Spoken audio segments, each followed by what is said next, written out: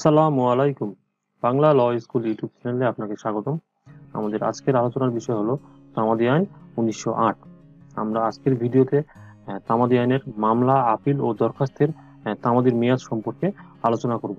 আমরা এই ভিডিওতে ধারা 1 থেকে ধারা 7 পর্যন্ত আলোচনা করব এবং পরবর্তী ধারা নিয়ে আমরা পরবর্তীতে ভিডিও আপলোড করব। এটি তামাদি আইনের উপর আমাদের দ্বিতীয় ভিডিও। আমরা ইতিমধ্যে তামাদি আইনের উপর একটি ভিডিও আপলোড করেছি, আশা করি আপনারা সেই ভিডিওটি দেখেছেন। যদি কেউ সেই ভিডিওটি না দেখে থাকেন তবে অবশ্যই সেই ভিডিওটি দেখে নেবেন। তো চলুন আর দেরি না করে দেখে নেওয়া যাক তামাদি আইনে মামলা, আপিল ও দরখাস্তের তামাদি মেয়াদ সম্পর্কে ধারা 1 থেকে ধারা 7 পর্যন্ত কি কি বিধান রয়েছে। আপনারা যারা আমাদের চ্যানেলে নতুন এসেছেন তারা অবশ্যই চ্যানেলটি সাবস্ক্রাইব করুন এবং নিয়মিত আপডেট পেতে পাশে থাকা বেল আইকনে ক্লিক করুন। আলোচনার প্রথমে আমরা এতটুকু একটি কথা আপনাদের কাছে বলতে চাই, সেটি হলো যারা আমাদের চ্যানেলে নতুন এসেছেন তারা অবশ্যই চ্যানেলটি সাবস্ক্রাইব করবেন এবং পাশে থাকা বেল আইকনে ক্লিক করে রাখবেন। তবে আমরা যখনই ভিডিও আপলোড করব আপনারা নোটিফিকেশন আকারে পেয়ে যাবেন। এবং যারা ইতিমধ্যে আমাদের চ্যানেলটি সাবস্ক্রাইব করে রেখেছেন তাদেরকে অসংখ্য ধন্যবাদ। আশা করি আপনারা আমাদের সাথেই থাকবেন। তো চলে যাওয়া যাক যে তামাদি আইনের কিছু মৌলিক বিষয়। তো তামাদি আইন কি? দেওয়ানি মোকদ্দমা এবং ফৌজদারি মোকদ্দমার ক্ষেত্রে কোন কোন ক্ষেত্রে তামাদি আইনটি প্রয়োগ করা হয়? তো দেওয়ানি মোকদ্দমার ক্ষেত্রে তামাদি আইন 1908 শুধুমাত্র দেওয়ানি কার্যক্রম অর্থাৎ মূল দেওয়ানি মোকদ্দমা, আপিল, রিভিউ, আবেদন ইত্যাদির ক্ষেত্রে প্রযোজ্য। এবং ফৌজদারি মামলার ক্ষেত্রে ফৌজদারি মূল মামলা করার ক্ষেত্রে তামাদি আইন প্রযোজ্য না। কিন্তু বিশেষ ফৌজদারি কার্যক্রম যেমন আপিল দায়েরের ক্ষেত্রে তামাদি আইন প্রযোজ্য হয়। অর্থাৎ ফৌজদারি মূল মামলার ক্ষেত্রে কিন্তু তামাদি আইন প্রয়োগ করা যায় না, কিন্তু দেওয়ানি মূল মোকদ্দমার ক্ষেত্রে ফৌজদারি তামাদি আইনের কার্যকারিতা রয়েছে, অর্থাৎ তামাদি আইন প্রয়োগ করা হয়। এবং তামাদি আইন সম্পর্কে একটি গুরুত্বপূর্ণ ধারা বক্তব্য আছে, সেটি হচ্ছে তামাদি আইন প্রতিকারকে বারিত করে, অধিকারকে বারিত করে না। অর্থাৎ তামাদি আইন কিন্তু যা শুধুমাত্র প্রতিকারকে বারিত করে, অধিকারকে কিন্তু বারিত করে না।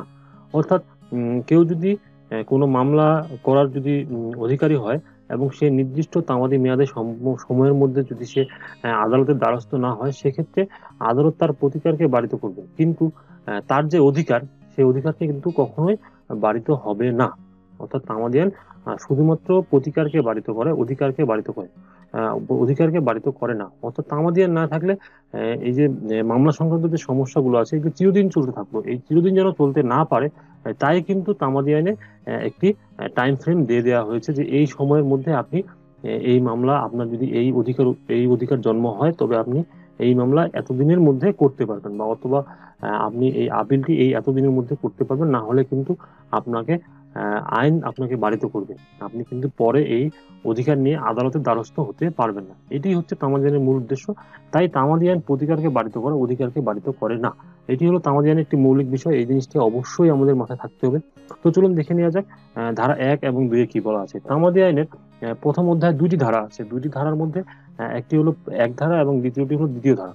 তো প্রথম ধারায় বলা আছে সংক্ষিপ্ত শিরোনামা, কার্যকারিতা এবং সীমা প্রবর্তন সম্পর্কে। এটি আপনারা সবাই জানেন, এটি নিয়ে আলোচনা করার কিছুই নেই। এবং 2 ধারায় তামাদি আইনে কিছু সংজ্ঞা দেওয়া হয়েছে, কিছু বিষয়ের 11টি বিষয়ের সংজ্ঞা দেওয়া হয়েছে। এর মধ্যে আছে দরখাস্তকারী, বিনিময়পত্র, মুচলেকা, বিবাদী, ব্যবহার সত্ত্ব, বিদেশ, সরল বিশ্বাস, বাদী, অঙ্গীকারপত্র, মামলা এবং ওসি। এই বিষয়গুলোর ব্যাখ্যা তামাদি আইনে 2 ধারা দেয়া আছে। অর্থাৎ সংজ্ঞাগত যে সংজ্ঞাটা কি, এই বিষয়গুলো বুঝতে যে কি বলবে সেটি বলা আছে তামাদি আইনের 2 ধারায়। এরপরে চলে যাই আমরা তামাদি আইনের 2য় অধ্যায়।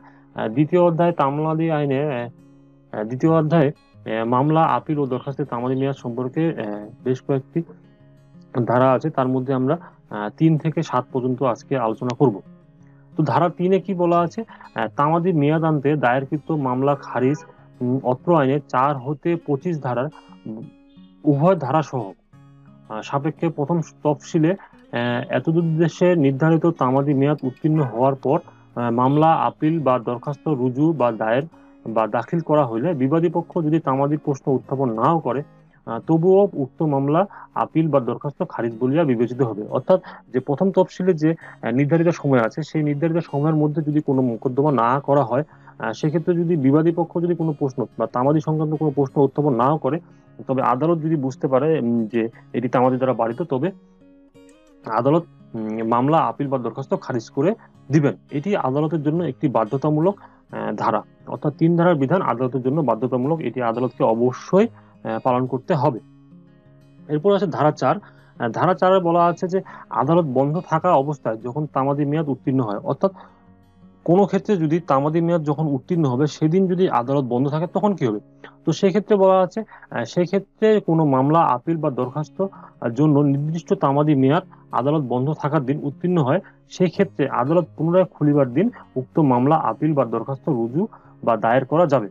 অর্থাৎ যদি যেদিন আপনার তামাদি মেয়াদ উত্তীর্ণ হবে সেদিন যদি আপনার আদালত বন্ধ থাকে, তবে সেক্ষেত্রে যেদিন আদালত খুলবে, অর্থাৎ আদালতের যে প্রথম যে কর্মদিবস হবে সেদিন আপনি মামলা দায়ের করতে পারবেন। সেক্ষেত্রে 3 ধারা আপনাকে সেই বা 4 ধারা আপনাকে সেই অধিকারটুকু দিয়েছে যে সেদিন আদালত বন্ধ ছিল, অর্থাৎ যেদিন আপনার মামলার বা মোকদ্দমা বা আপিল বা দরখাস্ত আবেদন করার শেষ দিন ছিল, সেদিন যদি আদালত বন্ধ থাকে, সেক্ষেত্রে আদালত যেদিন খুলবে প্রথম দিনে আপনি সেই মামলা, আপিল বা দরখাস্ত আদালতে রুজু করতে পারবেন।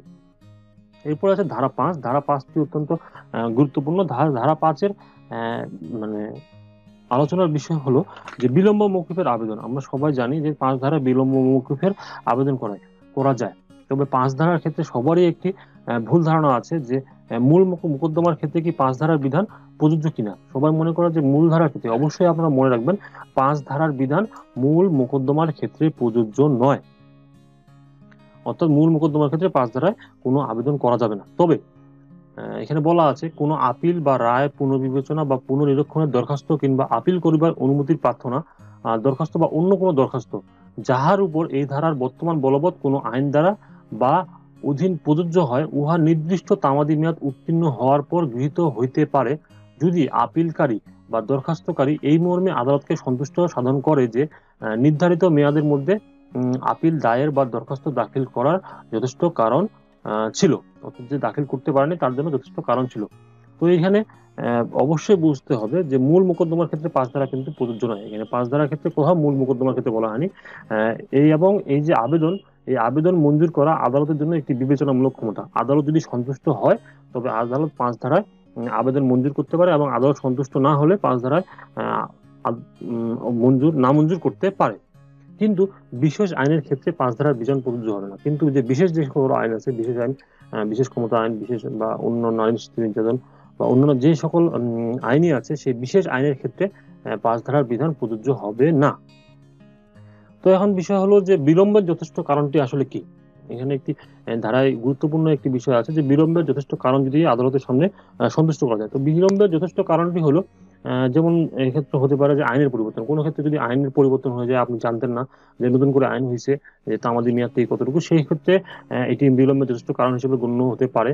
অসুস্থতা যদি কোনো কারণে আবেদনকারী যে আবেদন করবে সে যদি অসুস্থ থাকে, সেক্ষেত্রে একটি যথেষ্ট কারণ বলে আদালত মনে করতে পারে। অথবা যদি যার যে আপিল করবে বা যে পুনর্বিবেচনা বা পুনর্নিরীক্ষণের দরখাস্ত করবে সে যদি কারাবাসে থাকে, সেক্ষেত্রে তো সে যদি সেই কারণে যদি তার বিলম্বিত হয়, সেটি আদালত মঞ্জুর করবে। এবং অর্থের অভাব, কোনো কারণে যদি কারো যদি অর্থের অভাব থাকে, অর্থের অভাবের কারণে যদি সে দরখাস্ত করতে সময় বেশি নিয়ে ফেলে, তবে সেক্ষেত্রে আদালত যদি মনে করে, সেক্ষেত্রে আদালত 5 ধারায় তা বিলম্ব মওকুফ মঞ্জুর করতে পারে। এবং অজ্ঞতা, কোনো কারণে যদি কোনো আইনজীবীর ভুল বা কোনো অজ্ঞতার কারণে যদি এই কাজটি হয়ে যায়, তবে সেক্ষেত্রে আদালতকে যদি সন্তুষ্ট করা যায় যে হ্যাঁ আমাদের বিলম্বের যথেষ্ট কারণ ছিল, তবে সেক্ষেত্রে আদালত সেটি গ্রহণ করতে পারে। অর্থাৎ এখানে আদালতের অবশ্যই সেটি বিবেচনামূলক ক্ষমতা, এবং উকিলকে প্রমাণ করতে হবে বা উকিলকে আদালতকে বোঝাতে হবে যে হ্যাঁ আমাদের বিলম্বের জন্য যথেষ্ট কারণ ছিল, তবে সেক্ষেত্রে আপনি 5 ধারার সুযোগটুকু পাবেন। তবে এখন বিষয় হলো যদি 5 ধারা আপনি আবেদন করেন, সেক্ষেত্রে যদি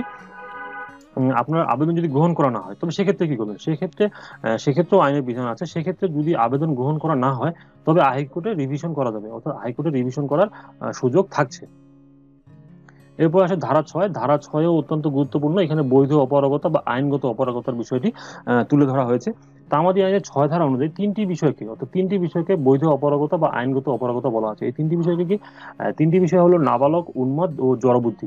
এই 3টি বিষয় হচ্ছে আইনগত অপারগতার একটি কারণ। এটি গ্রহণযোগ্য হতে পারে আদালতের কাছে। তো সেক্ষেত্রে 6 ধারার বিধান প্রযোজ্য হয় কোন কোন ক্ষেত্রে? 6 ধারার বিধান প্রযোজ্য হয় শুধুমাত্র মোকদ্দমা এবং ডিগ্রি জারির আবেদনের ক্ষেত্রে, অর্থাৎ আপিল, রিভিউ, রিভিশন ইত্যাদি বিষয়ের ক্ষেত্রে কিন্তু 6 ধারা প্রযোজ্য হবে না। অর্থাৎ 6 ধারা বিধান প্রযোজ্য হবে শুধুমাত্র মোকদ্দমা এবং ডিগ্রি জারির আবেদনের ক্ষেত্রে।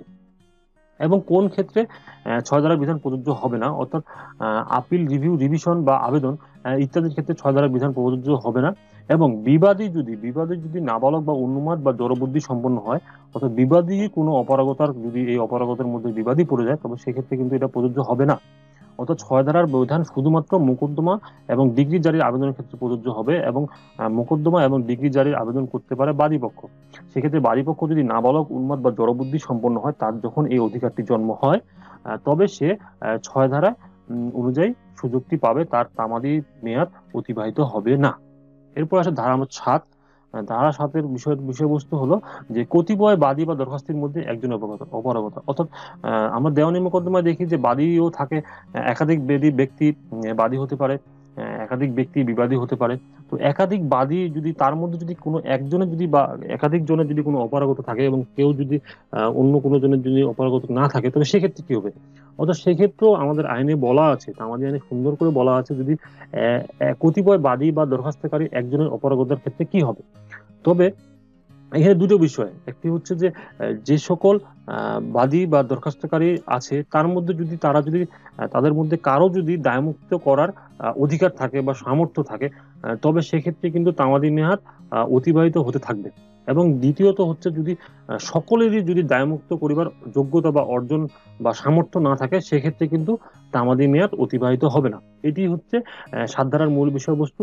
অর্থাৎ দেখতে হবে যে কয়জন বাদী বা দরখাস্তকারী আছে, তাদের মধ্যে কেউ কি অপারগক নাকি কেউ কি অপারগক নয়, সেটি দেখতে হবে। সেক্ষেত্রে দুটো বিষয় হচ্ছে, যদি সকলের মধ্যে কেউ যদি সেই দায়মুক্ত করতে পারে, তবে সেক্ষেত্রে তামাদি মেয়াদ অতিবাহিত হবে।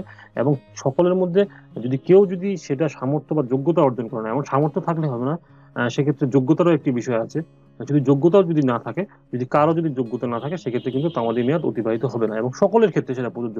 এই 5 জনের মধ্যে যদি 5 জনের মধ্যে যদি একজন যদি এই বৈধ অপারগতার মধ্যে, অর্থাৎ নাবালক, জড়বুদ্ধি সম্পন্নের মধ্যে না থাকে, তবুও কিন্তু তার ক্ষেত্রে কিন্তু তামাদি মেয়াদটি অতিবাহিত হবে না।